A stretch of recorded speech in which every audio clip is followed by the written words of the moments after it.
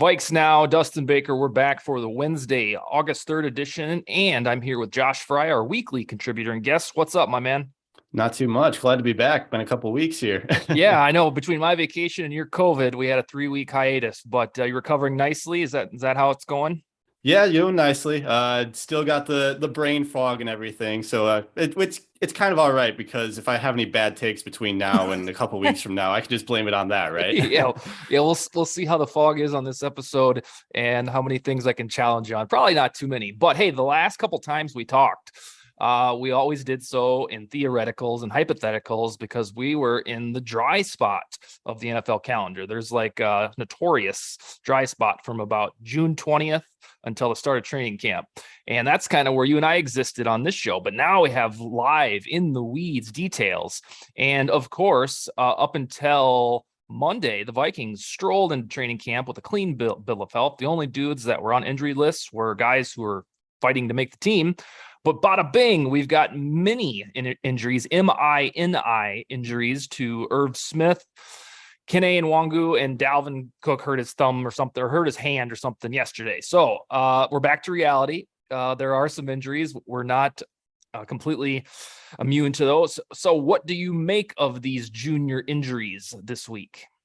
Honestly, overall, I feel like it could be a lot worse. Like you look at a team like the Denver Broncos, who had two guys go down with potentially season-ending injuries last year or yesterday. I mean, if you think about it, imagine if Alexander Mattison and KJ Osborne today during practice tore both their ACLs and they were done for the year. That's kind of what the Denver Broncos are going through right now. So I feel like generally we kind of have to view it through that sort of scope where it could be a lot worse. The Irv Smith thing was a little bit more concerning just because it's Irv Smith and he hasn't played football in over a year now. So that's a little bit more concerning, but it's a thumb injury. He should be good to go by the regular season. Does it suck that he's not going to be able to get reps in training camp and preseason to get ready? Yeah, but he should be good to go.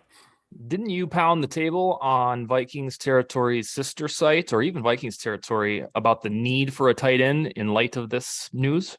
I did. Yeah, I think either way, I still feel like even if he does come back, they do need another tight end. I'm still yet to hop onto that Johnny Munt is the solution at tight end too, but who knows? This is the perfect time to find out if he actually can do that. So we'll get to see that for over the next couple of weeks here. Yeah, our other contributor, Janik from Germany, he suddenly got pretty high on Munt, and I think that Munt's numbers are underwhelming simply because he's never been given a chance. So I think the optimistic theory, the Conklinish theory is that, oh yeah, we can just slide this guy into here and see how that works. But to echo your sentiment, yeah, I think so. If the Vikings were if they were indeed rebuilding and the high ceiling was 7 and 10, I don't think it would matter about this free agent tight end thing. But they've said that we're going to live in the now and in the future, and damn it, we're going to contend for the playoffs. So I'm with you that exploring the acquisition of Eric Ebron or something checks out, because otherwise it's hopeful maybes with about 5 tight ends that are usually considered good blocking assets. And on the injuries note, these ones that we rattle off are little ones. And I swear to God that the Danielle Hunter thing from 2020 forever ruined us. Oh, yeah. Yeah. As fans and analysts, I think that forever, no matter if it's Zimmer in charge, if it's Bill Belichick, whoever would eventually come to the Vikings, O'Connell, that from now on, we just have generalized paranoia about summer injuries. All right. I completely agree with that. Even yesterday, just looking at some of the injuries, it's just, oh, wait a minute. Irv Smith is done for the year now, right? Yeah. And I think fantasy football managers too start staring at some of these things and they're like, oh God, now what do I do? But the on the field stuff, we had a full week last week, sans pads, and then they showed up Monday and threw those on, and they'll throw them on this afternoon. I know that you've written about this, so verbalize for me. What are some of the things, good or bad, that have stood out on the field? First of all, just the cornerback battle right now is absolutely amazing to just hear about and watch some of the things that's going on the field. Like the Cam Dantzler, Adam Thielen battle going on right now is just super fun to watch. Anytime a highlight comes on that, I'm watching it 2 or 3 times just to see what's going on there. And like I said we talked about this a couple of weeks ago, but I think Cam Dantzler is going to be very important to this Vikings team. I think I put him third in the top 10 rankings or whatever that we did a couple of weeks back. So that's looking pretty good right now. And then Andrew Booth, just his ability to come straight into this team and just insert himself into the starting cornerback battle is just absolutely insane. I love it. All the first round hype around him seems to be coming true. And I wrote about this. It's just a breath of fresh air to see two young guys coming in and competing for a starting job. And Booth, the youngest guy on the roster, it was interesting to see if whatever his malady was, sports hernia injury that dropped him to the round 2, if he was going to turn into a quiet summer footnote that will develop throughout the season. But his personality doesn't suggest that he's going to quite be like that. And so do you think that Patrick Peterson is inevitable to start on the outside, or is this going to tunnel into Dantzler versus Booth?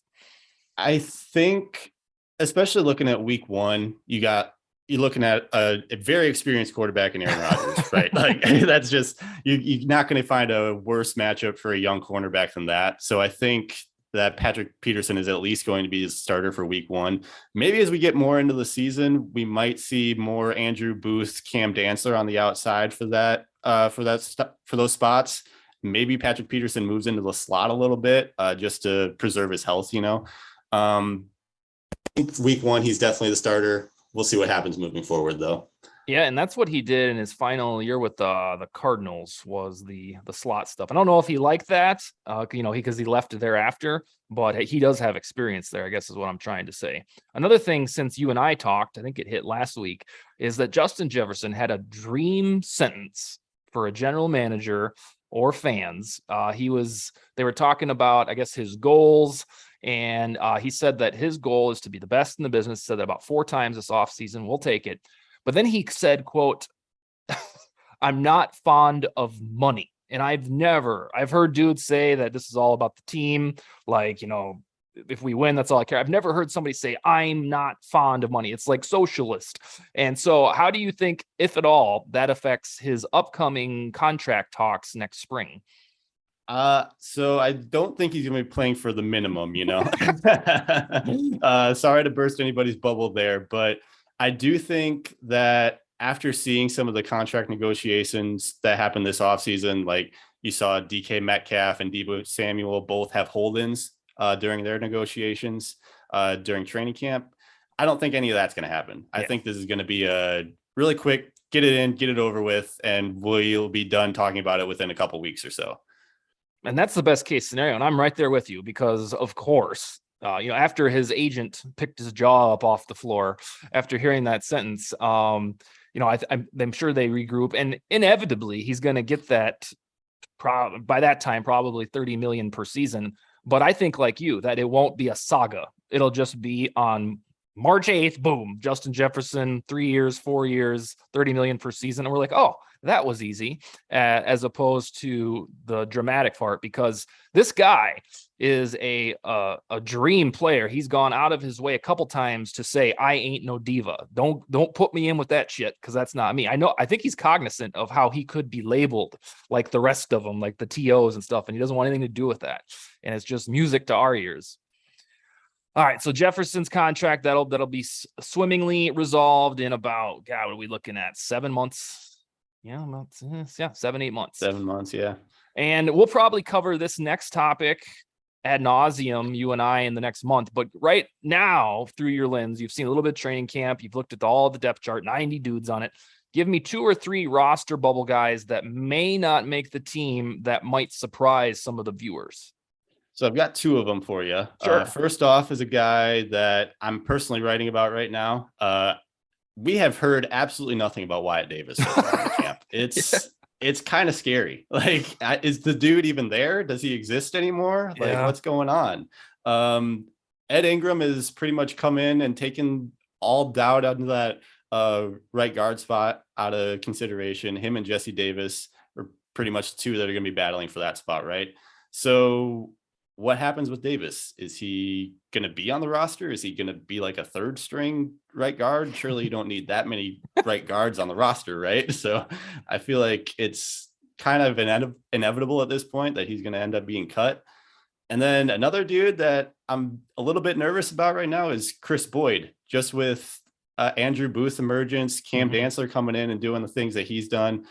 Patrick Peterson is there too. And again, we just haven't heard much about him so far in the camp. So who knows? Like, obviously I'm not there every day, so maybe he's doing great and he's doing things that just correctly and people just haven't asked about him yet. So maybe in the next couple of weeks or so, we'll see him emerge a little bit. I know it was preseason where he really took hold of that CB3 spot. So yeah, we'll see, but yeah, not looking great for him right now either.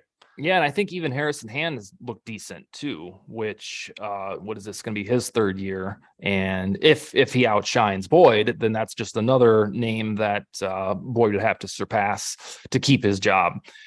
And then let's see, the first one who's the first one you mentioned? Davis. Yeah. So if he gets cut, I truly, honest to goodness, I want him to go somewhere and be good, because when the Vikings traded the pick to the Jets and they got Elijah Vera Tucker and they got Darisaw, Mond, and Davis, it felt like a home run. So just so I can feel sane, I want Davis to end up somewhere, I don't know, the Broncos, or just some place where he can be groomed, because he was damn good for a while at Ohio State. I refuse to believe that he doesn't have it in there somewhere to be, at least average starter. So it'll be one of the ones where I'm like, all right, go do your thing, and let's see how, if we were all right or wrong, because if he does get cut, it'll make Zimmer and his coaching staff, vindicated. Because I think to all of our recollections that the Davis thing was a Spielman pick where he said, the hell with you, I'm just drafting him. All right, we're going to stick on the offensive line topic, and I got one more question after this that came to mind while I was writing this afternoon. But Chris Reed took second team snaps at center on Tuesday, and he has that skill set in his tool bag to play left guard, center, or right guard. And because the team seems like it might be leaning toward Ed Ingram or Jesse Davis at right guard, Reed feels like a contingency plan for everybody's favorite center, Garrett Bradbury. So I'm going to guess that you are going to predict Bradbury isn't going to be the next big thing or effectuate his first round draft status for 2019. But here's the question. Come week 5, you remember how Zimmer always analyzed the seasons by 4-game segments in a quarter? A little off now because of 17 games, but by week 5, first quarter of the season is in the books. Who is the starting center for the Vikings? Garrett Bradbury, Chris Reed, or other? So especially with some of the matchups early on in the year, you got Green Bay, obviously, who's going to be tough in the interior of that defensive line. You got Detroit, who's up and coming, obviously not completely there yet, but their defense is definitely getting there too. I think it's going to be hard to justify keeping Bradbury at that spot going into week 5 if he continues to struggle like he did last year, and has so far into training camp. Yeah, I think it might end up being Chris Reed even a little bit earlier than week 5. Okay, well, we'll take it because we've been banking on, since Kwesi came aboard in January, didn't sign Treader, didn't draft anybody. So for about 4 months, we've been banking on this pipe dream that the new coaching staff can fix Bradbury. He's putting on weight. He's gonna be a machine now. And the only reason he's going to potentially get another audition is because of where he was drafted. If he was some schmo from round 4 of 2019 draft, I think he'd be in the rear view by a long shot.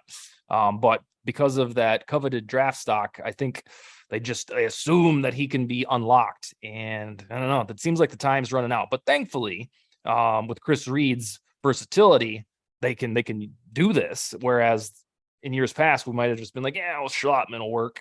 And then boom, we have one of the worst offensive lines via pass protection.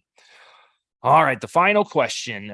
Pro Football Network put out a piece that ranked all of the free agents currently on the wire by position. And being who I am, I go like bees to honey to the Vikings names on the list. And they ranked Everson Griffin as the top edge rusher available. So I ask you, kind sir, assuming Griffin doesn't retire, he told Chris Thomas in February he has no plans to do so. Where does Griffin end up? I think, I went through the very analytically savvy, deep process of going through and looking at which teams have had injuries so far to the edge position. Sure. So I do think that I think Denver would be a team that could probably use him right now. Randy Gregory's going through a little bit something right now. So he's expected to be ready to go for week 1. But if that timeline ends up being pushed back at all, I do think that Denver would be a really good fit for somebody like Griffin to end up going to. Did you even, when you were doing your deep analytics dive, did you consider that George Payton's in charge out there? I sure did. Yeah. Okay. Yep. That would right, be, yep. yeah. No, that makes it even more of a sound theory. I have said, gosh, probably since Andre Patterson was hired by the Giants, to keep an eye on them out there, because those dudes love to follow their former coaches. I think the Titans could get a little deeper at edge, arguably the Chiefs, and then you have the shitty teams like the Jaguars and stuff that always need a little bit more help. But yeah, but you don't think it's the Vikings, huh? I don't think it's the Vikings. No, I think they're pretty much set there for now. Okay, that's fair. All right, any closing arguments for the August 3rd edition? Let's just hope that the cornerback battle keeps going the way it is, right? Yeah. It's come so far. I'm sorry, continue. No, I just think it's going to be a really fun group of guys to watch, and hopefully they just keep on progressing the way that they are. I hear you. Yeah, I remember when I got the show off the ground in March, when I started doing the Viking stuff full time. I stared in this camera right here and said, they have Cameron Dantzler, Chris Boyd, and Harrison Hand, and nobody realizes that that's not good enough. And I didn't have patience. And then fast forward 5 months, and you're like, God, who's going to win the starting job? Is it this rookie? Is Harrison Hand going to beat out Chris Boyd? And so with an NFL draft and the continuation of free agency, they were able to make this CB group at least presentable. And if Booth is good, or, nibbles at being a Pro Bowler throughout his career, suddenly with Patrick Peterson winding down there, that's not bad at all. I feel like we also have to mention a Caleb Evans in this conversation too, because he's pretty much exactly what you'd want in a slot corner in the NFL. Like, great length, great speed. He's nicknamed Speedy for a reason. So yeah, we'll see what happens with him too. Yeah, and I swear to God, if it doesn't work out on the field, he should just be the Vikings social media manager. Oh, definitely, immediately, lifetime contract. All right, Josh, you and I we'll be back together next Wednesday with, I'm sure we'll have some dramatic, juicy topics from 6-7 days worth of Vikings training camp. We appreciate you joining, and we'll holler at you in a week, sir. Sounds good. See ya. All right, Skol, baby.